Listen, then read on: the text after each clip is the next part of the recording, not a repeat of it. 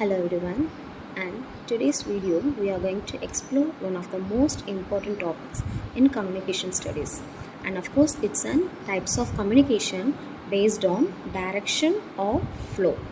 So communication is the lifeline of every organization. It helps people share ideas, exchange information, and even it helps to express emotion and work together efficiently. So by the end of this video, you will understand how communication moves within an organization.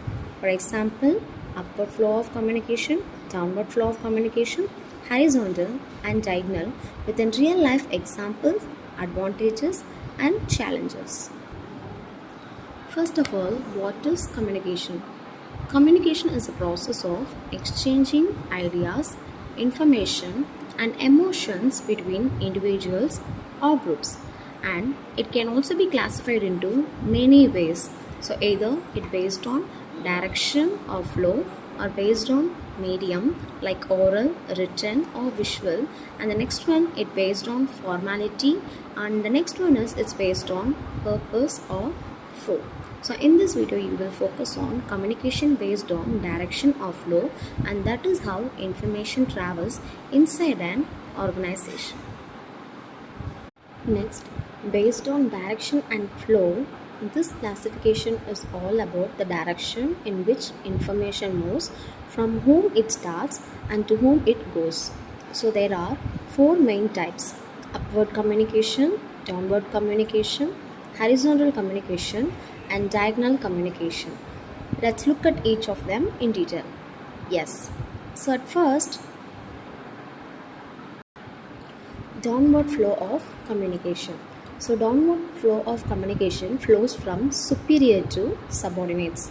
It's when manager or head pass on instructions or goals to their teams, and its purpose is to assign tasks or duties, and it also about an information or goals which is shared among an common team, and it also helps to maintain some discipline and clarity.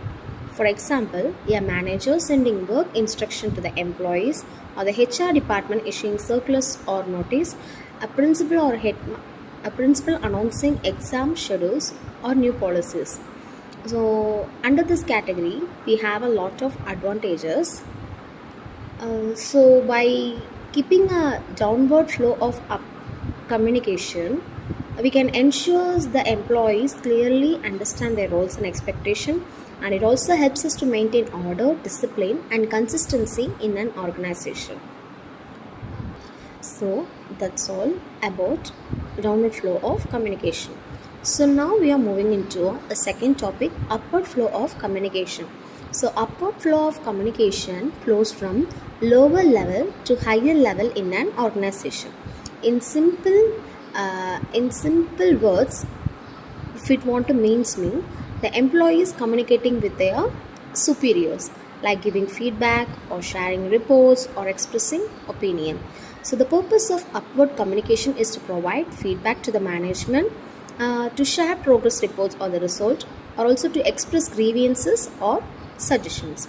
And it has some examples. For example, an employee submitting a monthly report to their manager, or the staff filling out a feedback or suggestion, or a team leader reporting the project updates in a department head, and these all concepts will come under upward flow of communication. So the advantages which we have in our upward flow of communication is it encourages the employee participation and involvement. It also helps the management make a better decision based on their feedback. Yes. So now we are moving to a next flow, horizontal flow of communication. Yes, horizontal communication takes place between individuals or department at the same hierarchical level. In simple terms, it's a peer-to-peer communication, like a colleagues collaborating or sharing ideas. Yes, the purpose of horizontal communication is to coordinate activities to improve teamwork and mutual understanding among the team, and also it helps to share some information and solve some problems efficiently. Yeah, an example for horizontal flow of communication is a meeting between a sales and marketing teams to plan a project. The teachers from different departments collaborating for an event. Yeah, we can call it as cross-functional project. So, and the advantages of horizontal flow of communication, it promotes cooperation and mutual respect among the individuals, and it helps to increase some efficiency through faster decision making, and it also reduces some duplications in their workplaces. Now, let's look into a next diagonal flow. The diagonal flow of communication crosses both functional and hierarchical boundaries. It means the communication happens between people from different departments and levels, not necessarily the superior or a subordinate.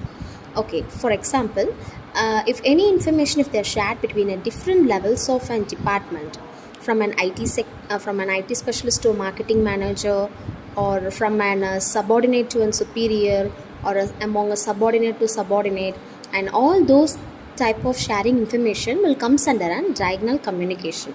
The purpose of diagonal communication is to improve coordination across the department and to make a communication faster and more flexible.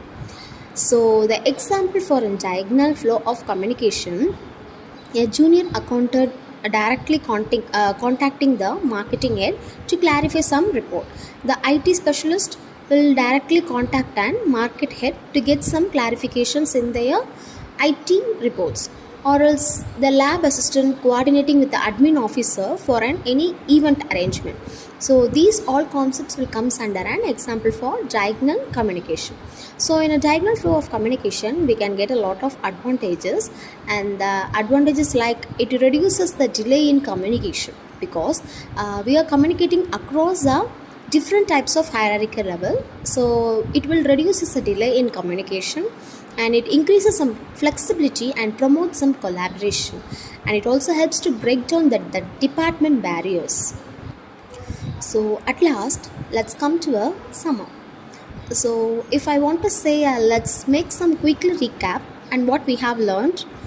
So upward flow of communication means the direction is from bottom to top, from the employee to manager, and downward flow of communication means top to bottom, from manager to employee, and horizontal flow of communication means it happens between a same level between departments. Okay, and if it is a diagonal flow of communication, it happens across levels and functions, from junior to head of any another department. So each type plays a vital role in ensuring that an organization runs smoothly and efficiently. Yeah, at last, so the conclusion is that communication is not just about sending a message, but it's about ensuring understanding, coordination, and collaboration at every level of sharing information. Whether it's an upward, downward, horizontal, or diagonal, each flow of communication helps in achieving the organizational goals more effectively. Yes, and that's all about the dimension of formal communication. Thank you for watching.